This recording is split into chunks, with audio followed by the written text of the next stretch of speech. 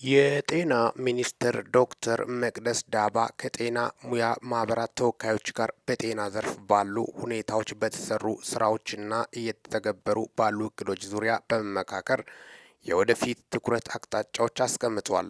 በውይይቱ የማህበሩ ተወካዮች እንደገለጹት የጤና አገልግሎት አስተዳደርና ቁጥጥር አዋጅ ላይ ከመነሻ ዝግጅት ጀምሮ እየተሳተፍንበት መጥተናል። በርካታ የአሰራር ችግሮችንና ጥያቄዎችንም እንደመመለስ ይታመናል ያሉት የማህበራቱ ተወካዮች አዋጁም አስፈላጊውን ደንብና መመሪያ በፍጥነት ወጥቶለት ተግባራዊ ሊደረግ እንደሚገባ አክለው ገልጸዋል። የጤና ሚኒስትር ዶክተር መቅደስ ዳባ በዘላቂነትና በመዋቅራዊ ደረጃ የጤና ስርዓታችንን ለማሻሻል የህዝባችንንም የጤና አገልግሎት ፍላጎትና የባለሙያዎቻችንን ጥያቄዎች ለመመለስ ከፖሊሲ ማሻሻያ ጀምሮ አዋጅ የማጽደቅ እንዲሁም የማስፈጸሚያ ደንቦችንና መመሪያዎችን የማዘጋጀት ስራዎች ቀደም ብለው እንደ መንግስት ታቅዶና ባለድርሻ አካላት እየተሳተፉበት በስፋት እየተከናወኑ ይገኛል።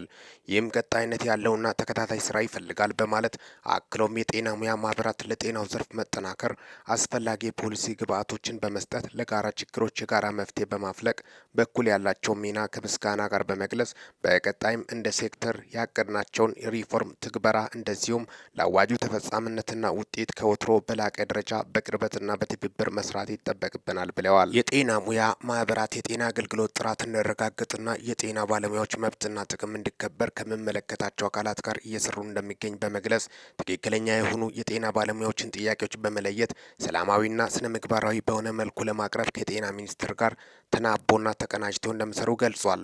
ለህዝባችን ጤና መጠበቅ በባለቤትነት መንፈስ ኃላፊነትን በመውሰድ በትጋትና በትብብር መሰራት እንዳለበት እንዲሁም በጤናው ዘርፍ እየተገበሩ ያሉ ዘላቂ ስራዎችን ለማጠናከርና የታቀዱ እቅዶችን ግብ ለመምታት የሁሉንም ርብርብ ስለሚሻ የቀጣይ ትኩረት አቅጣጫዎችን በማስቀመጥና የቀጣይ የስብሰባ ቀንን በመወሰን ስብሰባው ተጠናቋል።